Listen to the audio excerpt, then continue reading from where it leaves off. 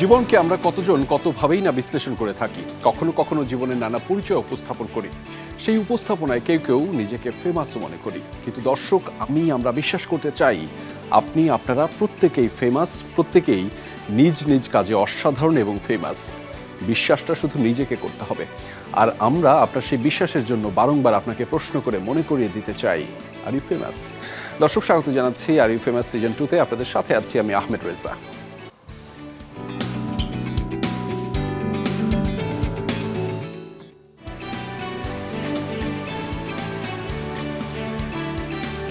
দর্শক, আর ইউ ফেমাসের আয়োজন মানে একটু ভিন্ন আয়োজন, ভিন্ন পসরা, ভিন্ন উপকরণ থাকে শুধুমাত্র আপনাদের জন্য। অর্থাৎ আপনারা এই আয়োজনটি টেলিভিশনের পাশাপাশি সামাজিক যোগাযোগ মাধ্যম ফেসবুক এবং ইউটিউবে কিন্তু একই সাথে দেখতে পারবেন, এবং সেখানে যে কোনো ধরনের মন্তব্য, যে কোনো ধরনের প্রশ্ন আপনি কিন্তু জানতে চাইতে পারেন আমাদের যে অতিথিরা যুক্ত থাকেন তাদের কাছে। ফলে আপনার যে কোনো ধরনের মন্তব্য আপনার হয়ে আমরা পৌঁছে দিব আমাদের অতিথিদের কাছ থেকে জানতে পারবো যে কোনো ধরনের মন্তব্য। এবং আজকে আমরা যাদেরকে পেয়েছি, আমি তো খুবই আনন্দিত আজকে যে আমার প্যানেলে যারা যুক্ত হয়েছেন, যাদের সাথে আলোচনাটা করে আমার বেশ ভালো লাগবে আমি তাদেরকে পেয়ে। তবে আমি একটা ছোটোবেলার দুটা কবিতার লাইন আপনাদেরকে শোনাতে চাই। সেটি হচ্ছে যে, আমরা ছোটোবেলায় পড়েছিলাম যে আমাদের দেশে হবে সেই ছেলে কবে, কথায় না বড় হয়ে কাজে বড় হবে। আমরা এইটা পড়ে পড়ে বড় হয়েছি, এবং আপনারা জানেন যে সবসময় আমরা চিন্তা করি যে আমাদের দেশে এই ছেলে কবে হবে যিনি আসলে কথার চেয়ে কাজটা বড় করবেন। কাজটা যদি থাকে আমাদের দেশটা থাকবে, কাজটা যদি থাকে আমরা থাকব। ফলে কাজটা খুবই গুরুত্বপূর্ণ, কে কেমন কাজ করলো সেই কাজের জন্য আসলে আমরা আজকে যাদেরকে আমন্ত্রণ জানিয়েছি তারা সেই কাজটা নিয়ে মূলত কথা বলবেন। আমাদের সাথে যুক্ত রয়েছেন শৌমিক আহমেদ, ইউটিউবার এবং অভিনেতা। স্বাগত জানাচ্ছি আপনাকে আমাদের আর ইউ ফেমাসের আয়োজনে। Thank you. দর্শক, একই সাথে আমাদের সাথে রয়েছেন সাদাত কবির রুদ্র, কন্টেন্ট ক্রিয়েটর। স্বাগত জানাচ্ছি আমাদের আর ইউ ফেমাসের আয়োজনে। ধন্যবাদ। নিশ্চয়ই ভালো আছেন? অবশ্যই ভালো আছি। Thank you for having us. Thank you, আপনারা সময় দিয়েছেন। এবং দর্শক, এখানেই শেষ নয়, আমাদের সাথে যুক্ত রয়েছেন সালমান মুক্তাদির, ইউটিউবার এবং মার্কেটিয়ার। স্বাগত জানাচ্ছি আপনাকে আর ইউ ফেমাসের আয়োজনে। কেমন আছেন? খুবই ভালো আছি, এখানে আরো ভালো লাগছে, আপনার সাথে কথা বলতে খুবই ভালো লাগছে। আপনাকে পেয়ে এবং আপনাদেরকে পেয়ে আমাদের খুবই ভালো লাগছে। আমাদের এই আয়োজনের একটা খুব কমন প্রশ্ন থাকে সালমান, সেটি দিয়ে আপনাকে আসলে শুরুটা করতে চাই। Are you famous? আমি ইনফেমাস বলতে পারি যদি প্রিসাইসলি বলতে হয়। তারপরে হ্যাঁ, এটাকে ইগনোর করার কিছু, যেটা সত্যি কথা বলতে পপুলারিটি, ফেম যেটাকে বলি, ওটা আমাদের সবারই আলহামদুলিল্লাহ কম বেশি সবারই আছে, অ্যান্ড এটা একটা ব্লেসিং আলহামদুলিল্লাহ। সালমান, আমি একটু যুক্ত করতে চাই, সেটি হচ্ছে যে আমরা এই প্রত্যেকটি আয়োজনের ওপেনিংয়ে বলে থাকি যে আসলে দর্শক আপনারা ফেমাস কিনা। ফেমাস একটা আমাদের কাছে রূপক অর্থ, এমনভাবে না যে আমরা সবসময় বলি যে আপনি ফেমাস কিনা। ফেমাস আমাদের কাছে বরাবরই রূপক। আমরা আসলে এই ফেমাস শব্দটার মাধ্যমে তারা যে কাজটা করছে, যে যেখান থেকে যতটুকু কাজ করুক সেটা ঠিকঠাকভাবে হচ্ছে কিনা সেটাই আসলে বলতে চাই। আপনার জায়গা থেকেও আপনি সেটি করছেন, যে আপনার যতটুকু কাজ সেটা হোক আপনার জন্য, হোক দেশের জন্য, হোক পরিবারের জন্য, হোক মানুষের জন্য, সেটি আসলে করা, সেটি আসলে মূল লক্ষ্য। এবং আমাদের এই বার্তাটা মূলত সেখানেই। ফলে সেখান থেকে আমরা বিশ্বাস করি যে আপনি সেটা খুব দারুণভাবেই করছেন, এবং আপনি অবশ্যই ফেমাস। রুদ্র, আপনার কাছে আসলে জানতে চাই, আর ইউ ফেমাস? আমি ট্রাই করি প্রতিদিন। আচ্ছা, মানুষ, আমার ফ্যামিলি, আমার ফ্রেন্ডস যারা আমাদেরকে পছন্দ করে, যাদের জন্য আমরা জিনিসপত্র করি, তারা যেন আমাদেরকে পছন্দ করে, তারা যাতে আমাদের পছন্দ করতে পারে এরকম কাজ যেন আমরা করতে পারি। সো আমরা অনেক ফরচুনেট যে আমাদেরকে কিছু মানুষজন, আমাদের একটা ফ্যান বেস আছেন যারা আমাদেরকে এটার জন্য আপনার যে অর্থে ফেমাস বলতে পারেন, আমরা হতে পেরেছি ওনাদের কাছে। ওনারা আমাদের পছন্দ করেন, ভালোবাসা দিয়েছেন, ভালোবাসাটা আমরা পেয়েছি। আমরা হোপফুলি ট্রাই করবো আরও বেশিভাবে ঠিকমতো ওদের কাছে ভালোবাসাটা ফেরত দেওয়ার জন্য। So I guess somewhat famous হতে পারি। অবশ্যই ইউ আর। শৌমিক, আপনার কাছে একই প্রশ্ন জানতে চাও, যদিও এটি দ্বিতীয়বারের মতো। আমার উত্তর সেম, যে আমি অত ফেমাস না। আমার মেইন ফেমটা আসছে from my friends. I am friends with a lot of famous people. আমরা এটা বিশ্বাস করতে চাই যে শৌমিক, আপনি যে কাজটা করেন সেটি আসলে কোনো না কোনোভাবে প্রভাব রাখে। ফলে সেই প্রভাব রাখার জায়গাটা, আর রুদ্র একটু আগে যেমনটি বলছিল যে ভালোবাসাটা আসলে একটা মুখ্য বিষয়। সেটা যেভাবে হোক, যে মানুষেরই হোক, সেটা যদি একজন মানুষ হয় সেটাও আমরা বিশ্বাস করি সেটা খুব গুরুত্বপূর্ণ। আমি সালমান আপনার কাছে একটু ফিরতে চাই, সেই যে মানুষের ভালোবাসা, আমরা অনেকে এটাকে ভিউয়ারশিপ দিয়ে কাউন্ট করি। হ্যাঁ, যে আপনি যদি একটা কন্টেন্ট তৈরি করেন এবং আপনি ওয়ান অফ দ্য বিগিনার, যে এটা বাংলাদেশে শুরু করেছেন এবং বাংলাদেশ বলাটার চেয়ে আমি একটু আরও স্পেসিফিকভাবে বলতে পারি যে এই উপমহাদেশে যে কয়জন শুরু করেছেন তার মধ্যে আপনি অন্যতম। ফলে সেইটা মানুষ নানাভাবে ভিউয়ারশিপ দিয়ে কাউন্ট করে, ভালোবাসাটাকে ভিউয়ারশিপ হিসেবে কাউন্ট করে। আপনি ব্যাপারটাকে কেমনভাবে দেখেন? আপনি কি কখনো ভেবেছেন যে এটা ভিউয়ারশিপ আর ভালোবাসা কোনটা ভেবেছেন?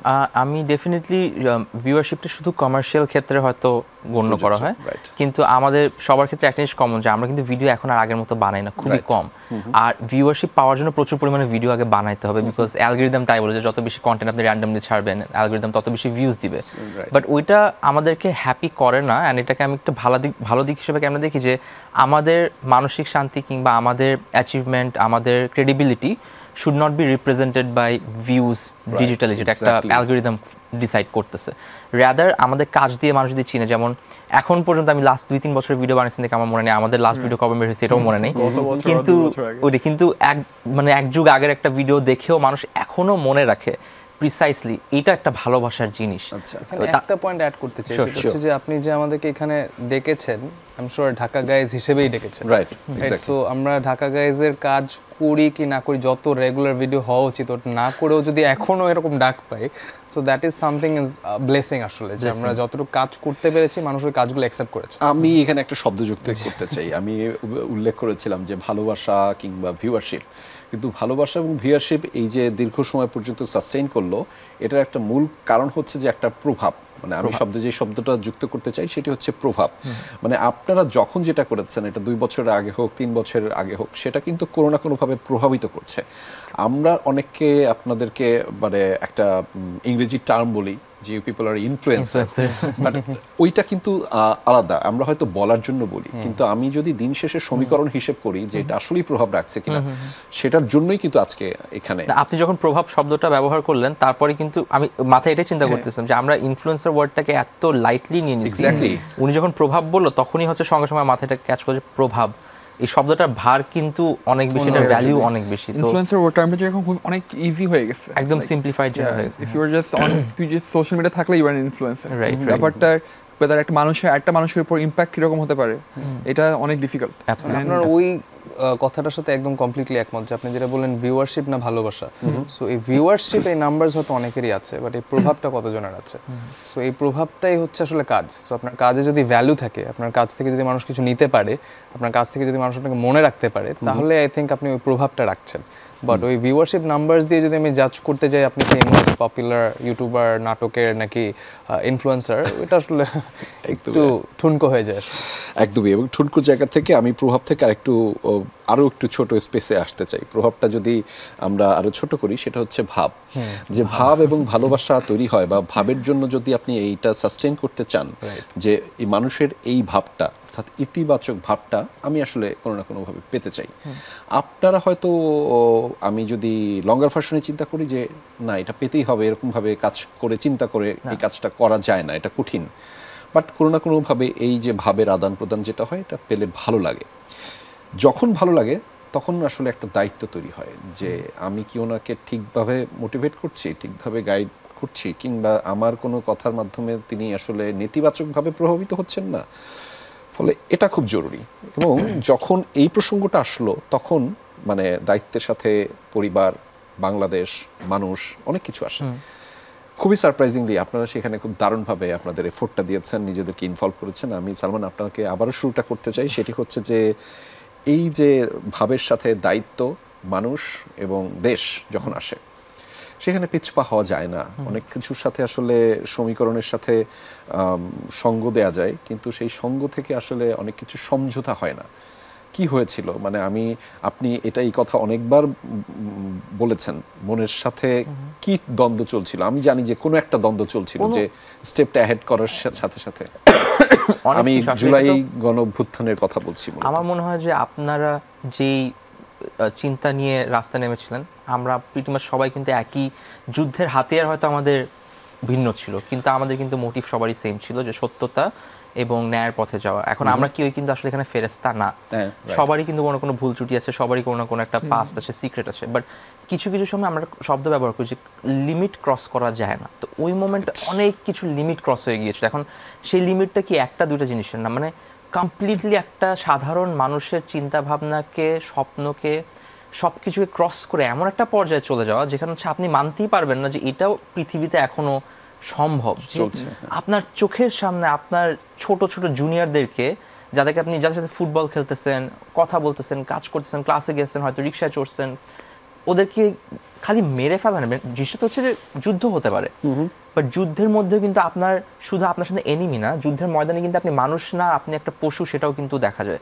চোখের সামনে মানুষ মরে গেছে ওটা কিন্তু বড় ব্যাপার না, ব্যাপারটা হচ্ছে মরার পর যেভাবে একটা ময়লার বস্তার মতো তুলে ফেলাচ্ছিল, যেভাবে ঢেকে দেওয়া হচ্ছিল, ফেলে চলে যাওয়া হচ্ছে, আমার কাছে যে কোনোভাবেই মনে হয় না আমরা কি ওটাকে নর্মালি নিতে পারছি। আমার এখনো মনে হচ্ছে সৌমিক যখন আমাকে ফোন দেয়, রুদ্রর সাথে যখন আমাদের কথা হয়, ইন্টারনেট যখন বন্ধ হয়, আমরা কেউ তখনও কিন্তু মানতে পারতেছি না যেটা কি হচ্ছে না হচ্ছে।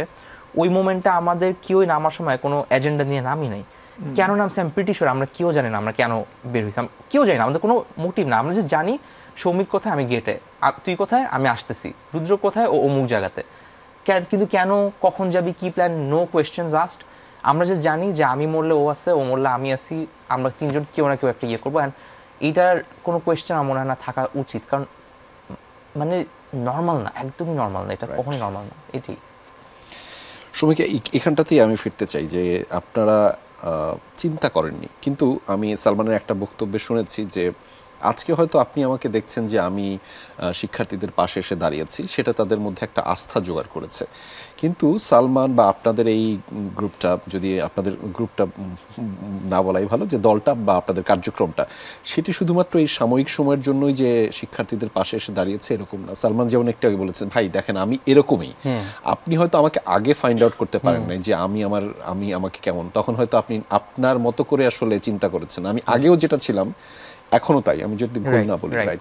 সালমান তার বক্তব্যে বা আপনি ব্যাখ্যা দিয়েছেন, আমি আগেও এটাই ছিলাম, এখনো তাই। আমি আসলে এখন হঠাৎ করে এসে নিজেকে পরিবর্তন করছি, ব্যাপারটা এরকম না। আপনাদেরও নিজেদের মনের মধ্যে অনেক দ্বন্দ্ব চলছিল, কিন্তু এই যে সালমান একটা কথা বললো, আমি এটা দিয়ে আসলে খুবই নিজেকে ইয়ে করছি যে আমি বললে আপনি আছেন বা আপনি বললে সে আছে, এই যে একটা পরস্পর বোঝাপড়া, এটা আসলে কখন একটা সার্টেন লেভেলের পরে তৈরি হয় নিজেদের মধ্যে, এবং তখন এই যৌথ প্রয়াসটা দেশের জন্য কাজে দেয়? এই বন্ডটা না আসলে আত্মিক সম্পর্ক বলে না, আত্মিক সম্পর্ক। আমাদের এটা কিভাবে কখন কোথায় হয়ে গেছে আমরা জানি না, বিকজ আমরা কিন্তু সবাই ডিফেন্স ব্যাকগ্রাউন্ডের, হ্যাঁ। সো আমরা এক এক সময় এক এক জায়গায় ছিলাম। সো এটা কখনো চিন্তাও করি না যে সালমান আমার বেস্ট ফ্রেন্ড হবে বা রুদ্র সঙ্গে কখনো দেখা হবে।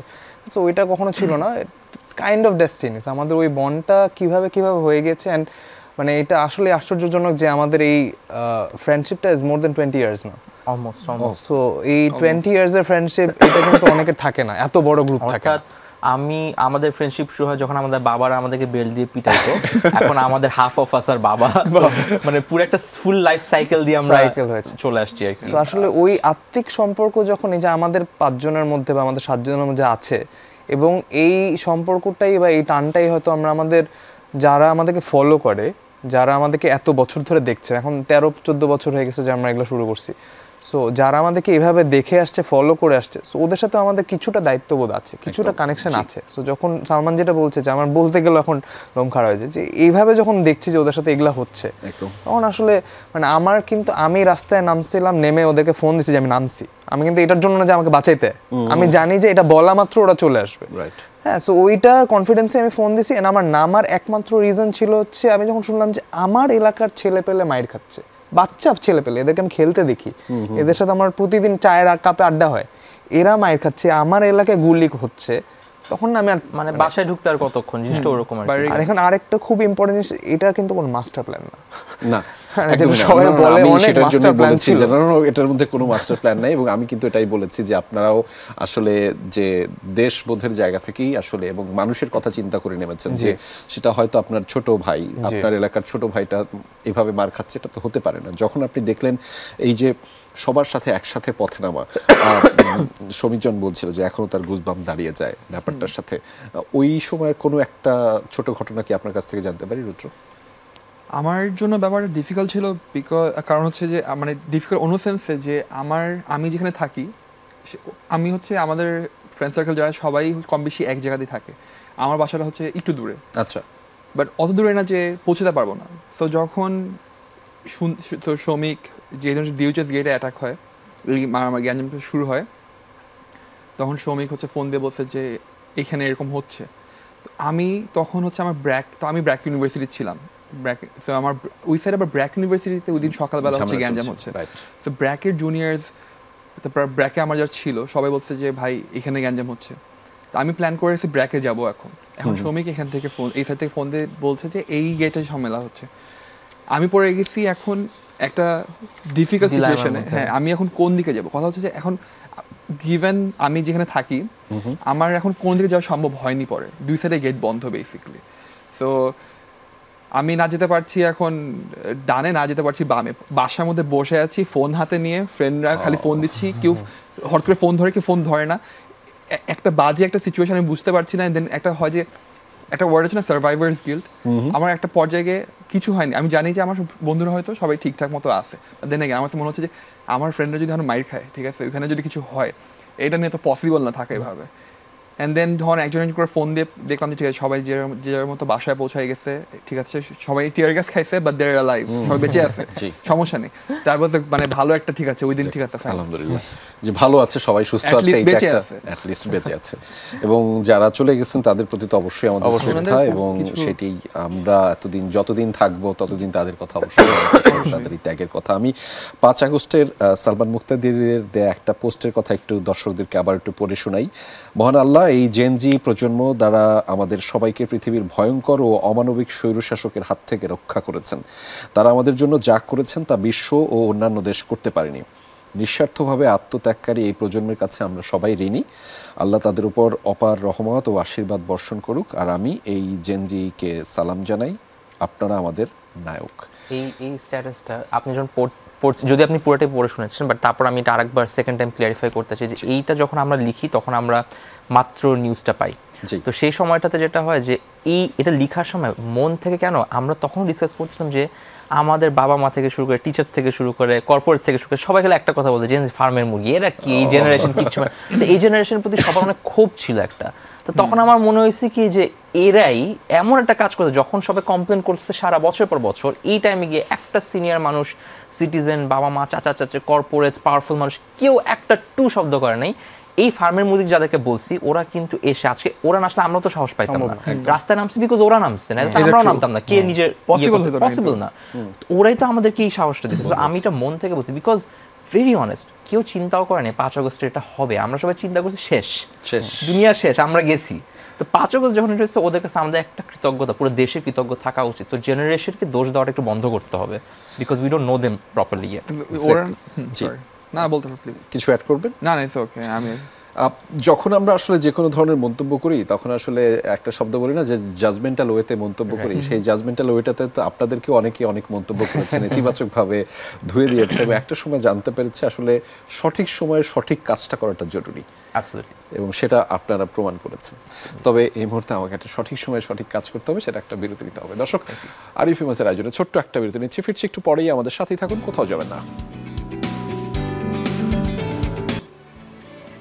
দর্শক, স্বাগত জানাচ্ছি আরও একবার। আপনারা দেখছেন আরিফ ফেমাসের আয়োজন এক ঝাঁক গুণী মানুষ, গুণী সারথি আমাদের সাথে যুক্ত রয়েছেন। আমি আজকে খুবই হ্যাপি, এবং আপনাদের সবাইকে আরও একবার বড়দিনের শুভেচ্ছাটা জানাতেই চাই।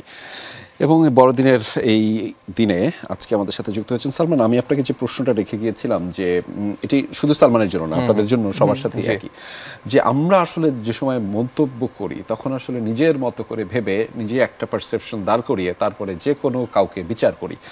আমার ধারণা আপনারা সেই বিচারের জায়গায় বেশি শিকার হয়েছেন নানাভাবে, সোশ্যাল মিডিয়াতে, সামাজিক যোগাযোগ মাধ্যমে, বিশেষ করে সালমান, সৌমিক, আপনারা সবাই, যে এত বেশি শব্দটা যদি বলা হয় ট্রল, সেই ট্রলের শিকার হয়েছেন নানানভাবে, নেতিবাচক মন্তব্য। খারাপ লাগে না সালমান? একটুও না, কারণ বললাম না যে একটা মানুষ, খুব কম মানুষ আছে যারা কমপ্লেন না করে থাকতে পারে, আবার খুব কম মানুষই আছে যারা হচ্ছে লাইফ নিয়ে হ্যাপি থাকতে পারে, বা সব কিছু যা প্রাপ্তি ওগুলো স্বীকার করতে পারে। তো আলহামদুলিল্লাহ আমার কাছে মনে হয় যে আমার মধ্যে ওই সৎ সাহসটা কিংবা ওই অ্যাপ্রিসিয়েশনটা সবসময় থেকে গেছে, যে আমি এত বেশি পেয়ে গিয়েছি আমার লাইফে যে আমার কাছে প্রাপ্তি যেগুলো হয়নি সেগুলোর প্রতি খারাপ লাগে না। তো ট্রোল একটু করে যদি মানুষ যদি একটু কথা তো সবাই শুনে, কে শুনে? একটা বিয়ের বাড়িতে হচ্ছে বউ বাড়ি শুরু করার আগে হচ্ছে সে মন্তব্যের শিকার হয়ে যায়। তো সেখানে আমার কাছে মনে হয় যে আমি তো তার থেকে অনেক বেশি পেয়ে গেছি, একটা মন্তব্য তো আমার কি যায় আসে আর কি, এরকমই। হ্যাঁ মানে ওর সাথে আমি একমত, আমার খুব একটা গায়ে লাগে না, বাট এমন না আমরা যে এটা কিন্তু পড়ি না, এটা কিন্তু না, আমরা মোটামুটি সবাই পড়ি কিন্তু যে কি কি কথাবার্তা হচ্ছে। আচ্ছা, সো ওইটা মাঝে মাঝে মনে হয় যে আসলে আমাদের মুখের কথাটা কিন্তু টুথপেস্টের পেস্টের মতো, একবার কিন্তু আপনি যদি বের করে ফেলেন ওটা কিন্তু ফেরত আসবে না। সো এই জিনিসটা মানুষের মাথায় থাকা উচিত, সোশ্যাল ডিজিটাল ফুটপ্রিন্ট যেটা বলে। আমি যদি একটা কথা এরকম খুব বাজে একটা মন্তব্য করে ফেলি, আমার ওপিনিয়ন থাকতে পারে জিনিস নিয়ে, যেটা চেঞ্জ হয়। ধরুন আমার এক সময় 5 আগস্টের আগের জিনিস ভালো লাগতে পারে, এক সময় 5 আগস্টের জিনিস খারাপ লাগতে পারে, রাইট? সো ওটা আমার ওপিনিয়ন, ওইটা আমি বলতে পারি, ওটা সময়ের সাথে চেঞ্জ হবে। কিন্তু যখন আমি খুবই খারাপ কিছু একটা বলি, ওটা কিন্তু আপনার ডিজিটাল ফুটপ্রিন্ট, এবং ওইটা থেকে যায়, জায়গায় একটু পরিবর্তন আনা উচিত, যে সম্মানের সাথে যেটাই বলেন আপনি আপনার মতামত। রুদ্র, আপনার খারাপ লাগে? আমার আশেপাশে দুজন স্পেশালি সালমান জি পাশে বসে আছে, তো ওর কম্পারিজন আমার কিছু হয় না এরকম, আমাকে দেখি একটু সান্ত্বনা দেয় নিজেকে যে বেঁচে গেছে, এত কষ্ট হয় না, ঠিক আছে, সমস্যা নেই। বাট ওই যে সমীক যেটা বললো, মাঝের মধ্যে হচ্ছে আমরা কিন্তু সবাই পড়ি, হয়তো এমন হয় যে এমন কিছু লেখা কমেন্ট দেখে আমরা নিজেরা হাসাহাসি করতেছি, কিন্তু হচ্ছে যে খারাপ লাগে যখন হচ্ছে আপনি যেটা বিলিভ করেন, ঠিক আছে, আপনি সবার তো নিজের প্রতি একটা নিজের আইডিওলজি থাকে, তো তখন ধরেন আপনার বিশ্বাস অথবা আপনার আইডিওলজিকে যখন মানুষজন কোয়েশ্চেন করে, ইন সেন্স যে এই তুই তো এরকম, তুই তো এরকম, লাইক ভাই আপনি তো আমাকে চিনেন না, আপনি আমাকে এত ডিপের একটা কথা কেমনে বলে ফেলেন, আপনি তো আমার ব্যাপারে এত কিছু জানেন না। সো এই জিনিসগুলো মাঝে মধ্যে অফকোর্স আমার কম রিপ্লাই দিই না অথবা এটা নিয়ে টানি না, বাট হ্যাঁ মাঝে মধ্যে খারাপ তো লাগতেই পারে। আমি সেই জন্য আমি একটু আমার কাছে কিছু মন্তব্য আছে না, আমি আমার কাছে যেহেতু একটু ফিল্টারের ব্যবস্থা আছে, এই জন্য সবটা পড়ার সুযোগ থাকবে না। একজন লিখেছেন সুদীপ দাস, তিনি লিখেছেন লাইভের সবার প্রতি ভালোবাসা রইল মন থেকে। একজন লিখেছেন সালমান মুক্তাদির ভাই ইজ দ্য বেস্ট। একজন লিখেছেন আপনি মানেন আর নাইবা মানেন, শত খারাপের মাঝেও দেশের জনগণের জানমালের নিরাপত্তা ফিরিয়ে আনা জরুরি।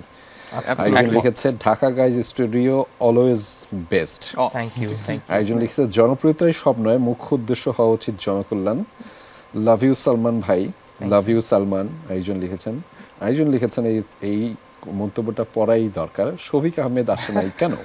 ও নাচতেছে, শফিক আহমেদ আসে নাই কেন? সত্যি কথা, ও 5 আগস্টের খুশিতে এখনো নাচতেছে, বন্ধ করে নাই না, ওর কোনো শুট চলছে না, শুট চলছে। চলুক, আমরা এখন যেটা নিয়ে একটু আলোচনা করতে চাই। সালমান, আমাদের এই যে আপনাদের জিজ্ঞেস করছিলাম যে মন খারাপ হয় কিনা, কিন্তু সাম্প্রতিক সময় আমাদের আসলে মন খারাপ হয়। আমরা যৌথ সমষ্টিগতভাবে যেই চেতনার মাধ্যমে একটা জায়গায় বাংলাদেশকে নিয়ে যেতে চেয়েছিলাম, বিশেষ করে আপনারা যেটা চেয়েছিলেন, নিজেদের এফোর্ট দিয়েছেন এবং আপনারা বলছিলেন যে মরেও যেতে পারতেন, হতেই পারতো সেটা, সেইটাকে পরোয়া না করে আপনারা বাংলাদেশকে একটা অন্যভাবে তৈরি করার চেষ্টা করেছিলেন, সেটা কি এখনো সেরকম আছে? শ্রমিক, আপনাকে দিয়ে শুরুটা করতে চাই। আমি বরাবরই একজন পজিটিভ মানুষ। সো আমি যখন ওই আমাদের 5 আগস্ট চলছে তখন আমি বারবার বলছিলাম যে ভালো হতে পারে কিছু হতে পারে, মানে এটা আমার পার্সোনাল বিলিফ ছিল। এখনো আমি ওইটাই বিলিভ করি যে ভালো হবে। বা যাদের দায়িত্বে আছে, যাদের এগুলা কাজ, আসলে আমরা তো আসলে আমাদের কথা বলার জায়গায় আমরা বলি ট্র্যাকে আছি। আমি বলছি না যে আমরা আগেই ভালো ছিলাম, আমার ওই পার্সপেক্টিভটা অবশ্যই আমরা ভয় আগে থেকে কি করছি, আমি বলতেছি না আগে ভালো ছিল, অ্যাবসলিউটলি নট, বাট আমার মনে হয় রাইট ট্র্যাকের থেকে বেশি ইম্পর্টেন্ট যেটা ইম্পর্টেন্ট ইস্যুগুলোতে আমরা নাই, আশেপাশের অনেক ইস্যুতে আমরা অনেক বেশি কথা বলছি। এটা ওপেনলি বলতেই পারি যে বিপিএল এ কি হলো, এত কোটি টাকার সেই কোন আর্টিস্ট আসছে, আমাদের দেশের আর্টিস্টের দাম এত কম, এগুলো কিন্তু অনেক মানে again very not important issue, very পেটি ইস্যুস। ওয়ারেজ আমরা দেখতে পাচ্ছি, আমরা মিডিয়াতে শুনতে পাচ্ছি, সব জায়গায় দেখতে পাচ্ছি যে ডেথ থ্রেটস পাচ্ছে মানুষজন। Right, this is a bigger issue, this is a জাতীয় ইস্যু, যে এখনো আমরা জানি যে আমাদের পুলিশ ফোর্স বা আমাদের আইন শৃঙ্খলা বাহিনী এখনো পুরোপুরি আসেনি। দিস আর বিগার ইস্যুস, এগুলা কেন সলভ হচ্ছে না, এটা আমার 1 নম্বর কোয়েশ্চেন। তারপর আমি পার্সোনালি বিলিভ করি, যেটা এখন হয়তো কিছুটা ডেভেলপমেন্ট হচ্ছে, যেটা নিয়ে আমি কিছুদিন চিল্লাচিল্লিও করছি, যে এই বিডিআর হত্যা মামলা, এটা নিয়ে এত গড়িমসি কেন হচ্ছিল। দিস আর বিগার ইস্যুস, এগুলো ন্যাশনাল ইস্যুস।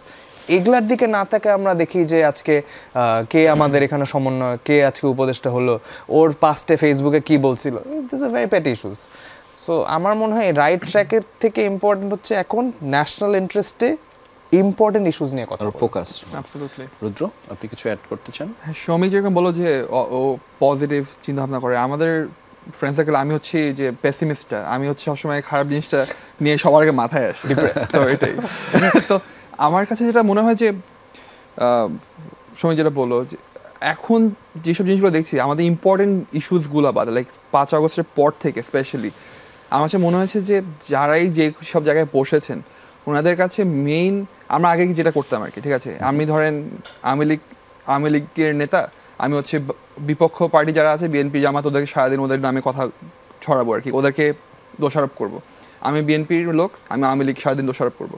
এখন সেই জিনিসটা হয়ে গেছে, আমরা আমাদের অ্যাকচুয়াল জিনিসপত্র বাদ দিয়ে কে কাকে দোষারোপ করতে পারে, কে কি করছে, আমার মনে হয় যে মানে আমার কাছে মনে হচ্ছে 5 আগস্টের পর ফাইনালি একটা দেশ আমরা এরকম চান্স পাইনি, আমরা এরকম চান্স অ্যাকচুয়ালি পাইনি যে একটা ক্লিন স্লেট, ঠিক আছে, ফার্স্ট থেকে আমরা করতে পারবো জিনিসপত্র, এরকম সুযোগ আমরা কোনো পাইনি। আমার মনে হচ্ছে সেই সুযোগটাকে আমরা অনেক অসৎভাবে অ্যান্ড খারাপভাবে ওয়েস্ট করে ফেলতেছি এই চান্সটাকে, আমরা ইনএফেক্টিভ। হ্যাঁ, আমাদের রাস্তাঘাটে মহাখালীর মতো লাইক রাস্তায় হচ্ছে সন্ধ্যাবেলা ছিনতাই হচ্ছে, ডাকাতি হচ্ছে, কোনো পুলিশ নাই, এটা 1-2 দিন ধরে হচ্ছে না, বেশ অনেক দিন ধরে হচ্ছে, কিন্তু আমাদের আইন ব্যবস্থা কিছু নেই, পুলিশরা রাস্তায় নেই ইনাফ, কোনো ক্রাইম হলে আমি পুলিশকে এনে অথবা পুলিশের কাছে রিপোর্ট করলে আমি ইনাফ টাইম মতো কিছু রেসপন্স পাচ্ছি না।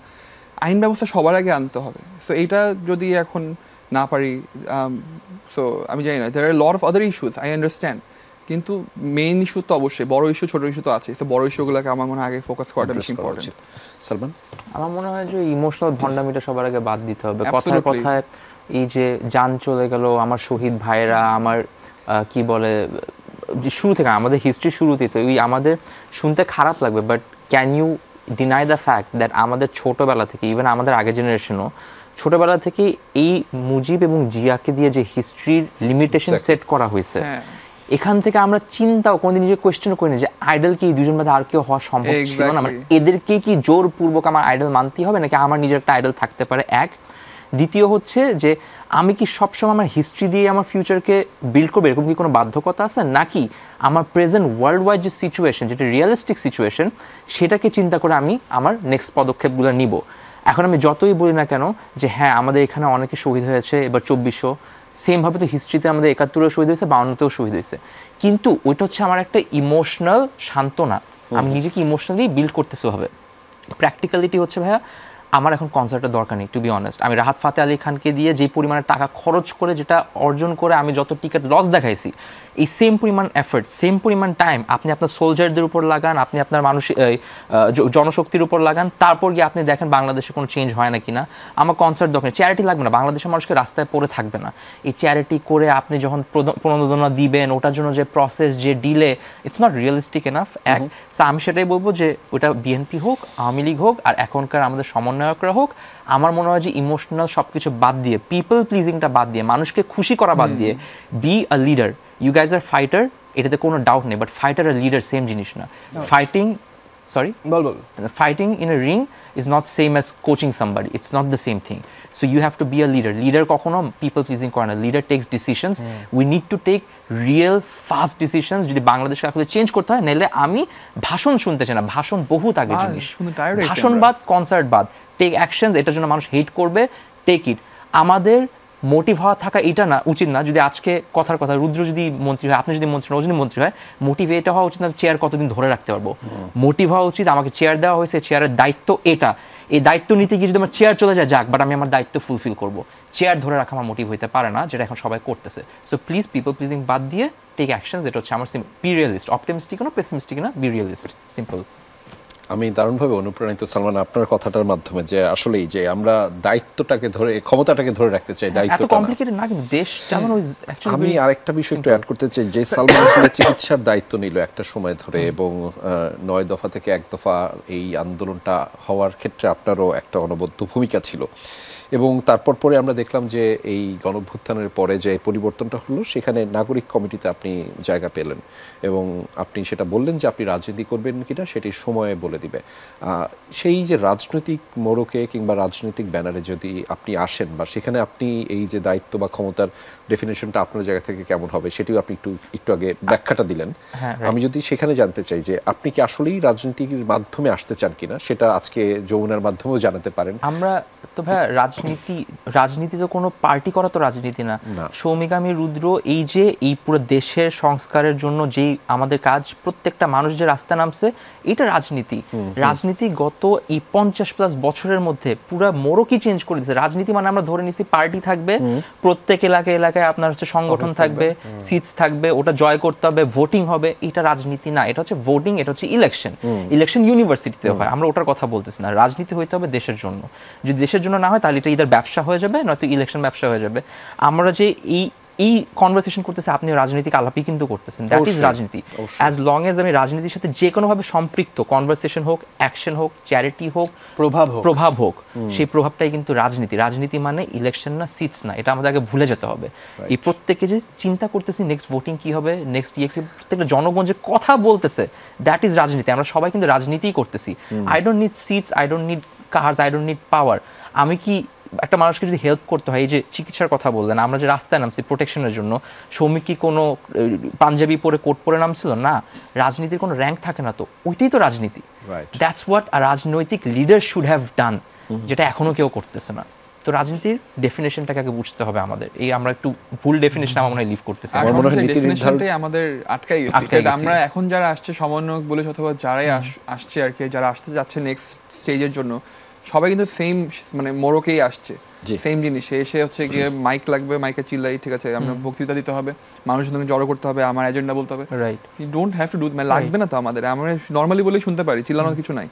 প্লাস হচ্ছে যে মানে আপনার দরকার নেই, আমাদের দেশ নিয়ে আগে কথা বলেন, স্পেশালি কথা বলা লাগবে না, কাজ করেন, মানুষ এক্স্যাক্টলি কথা বলাই লাগবে না, কাজ করেন, মানুষ দেখবে, সবার ফুটেজ লাগবে না, ফুটেজ দরকার নেই, সহমত ভাই প্রকাশ করা দরকার নাই। এক্স্যাক্টলি সহমত ভাই থেকে আমরা সরে এসে কাজটা যদি করি, তাহলেই হচ্ছে আমাদের দিন শেষে দেশটা আগাবে, এবং নীতি নির্ধারক পর্যায়ে যারা রয়েছেন তারা এইটুকু বুঝলে ভালো।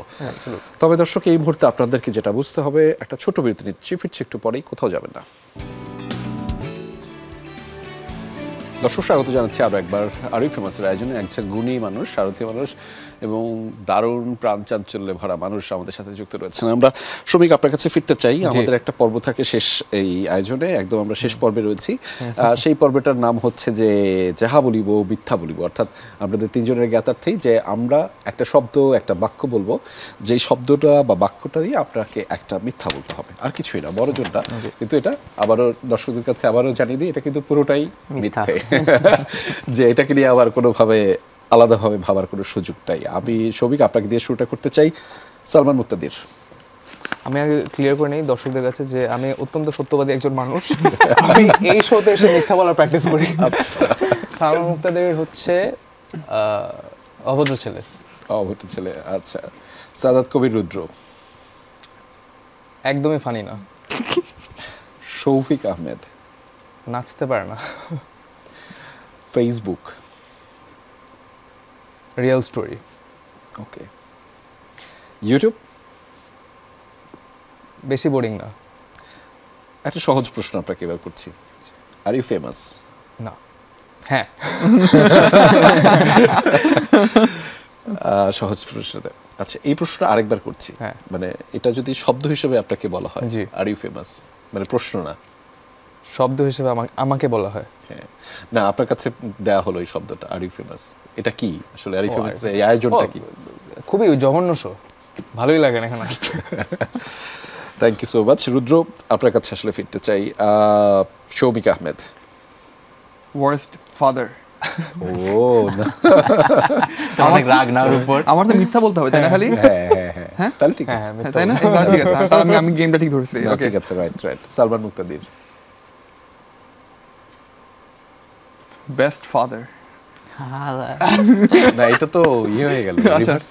কিন্তু তার মানে এটাই ফাইজলামি। কিন্তু সালমান মুক্তাদিরের বাবার দায়িত্ববোধ নিয়ে সোশ্যাল মিডিয়াতে যেভাবে লেখালেখি হয়, আমরা আসলে অনেক কিছু এখান থেকে শেখার আছে এবং সেটা বোঝার আছে। আপনি এটাকে মিথ্যাভাবে নিলেও আমি আসলে এটা সমর্থন করছি না, কারণ হচ্ছে সোশ্যাল মিডিয়াতে মানুষ যেভাবে তাকে অ্যাপ্রিশিয়েট করে। Salman actually is a very good father. এটা খুবই, এটা আমাদের দেশে মানুষ না মিথ্যা। এটা আচ্ছা, এটা ট্রিক কোশ্চেন। না না, অ্যাকচুয়ালি সত্যি বলে ফেলাম ভুল করে, বাট সত্যি কথা এটা। জি। সাদাত কবির রুদ্র। ওহো, ডিপ। ডিপ। আচ্ছা, কন্টেন্ট ক্রিয়েশন। একদম বোরিং, আচ্ছা, পয়েন্টলেস। পয়েন্টলেস।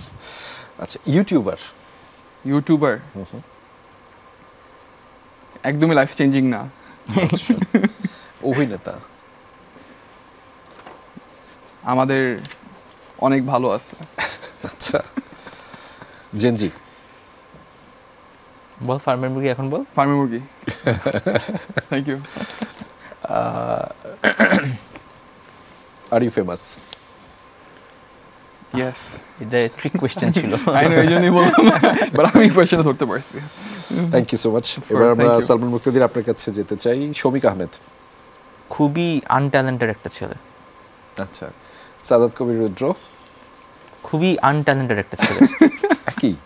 হ্যাঁ, মিথ্যাই তো। আচ্ছা, জেনজি। খুবই আনট্যালেন্টেড একটা জেনারেশন। ইনফ্লুয়েন্সার। সালমান মুক্তাদির। ও আচ্ছা, মডেল ইউটিউবার সালমান মুক্তাদিরকে আপনি চেনেন? না, কেউ। আচ্ছা, প্রশংসা শব্দটা শুনলে কেমন বোধ হয়? এত খারাপ, এটা কেউ চায়? কেমনি? কেমন? এটা তো একদমই চাই না। আচ্ছা, আপনার সাম্প্রতিক সময়ের মার্কেটিং স্ট্র্যাটেজি খুব ভালো। না, এটা তো সত্যি কথা। এখানেও সে ব্র্যান্ডিংটা করে ফেলল। জেনজি। এটা তো বললাম না, আনট্যালেন্টেড একটা। বলে ফেলছেন, সরি। R you famous? খুব বেশি, বাংলাদেশের সবচেয়ে বেশি ফেমাস। আচ্ছা, আর ইউ ফেমাস প্রোগ্রাম? ও, এইটা হচ্ছে আমি ক্রিয়েট করছিলাম গত কবে 2017 সালে না? ওই আইডিয়াটা তোর ছিল। আইডিয়া আমার ছিল। Thank you. তাহলে এটা আমরা লিখে দেবো যে আর ইউ ফেমাস শো তৈরি করার আইডিয়াটা হচ্ছে সালমান মুক্তাদির। কেউ জানে না, top secret. Okay, thank you. আমরা আমাদের একটা পর্ব থাকে দর্শক, আপনারা জানেন, তোমাকে জানাতে আমরা খুবই দ্রুত সেটি জেনে নিতে চাই। শমিক, আপনাকে দিয়ে শুরুটা করতে চাই। কি লিখেছেন, কার উদ্দেশ্যে লিখেছেন, এবং আমাদের দর্শকরা জানেন, আমাদের অতিথিরা যারা আসেন তারা একটা চিঠি লিখেন সবার উদ্দেশ্যে বা বস্তুর উদ্দেশ্যে। আচ্ছা, আবারও ক্লিয়ার করে নেই, এটা আমি সেকেন্ড টাইম লিখতেছি। সো এইবার ইংলিশে লিখছি, গতবার 6বার বাংলা লিখছি। সো এবার হচ্ছে, this is to my letter. Dear everyone, I want a great world for you, where people have empathy and people are beautiful inside out. All my work and efforts are to ensure that. I hope I can make you proud. Thank you so much.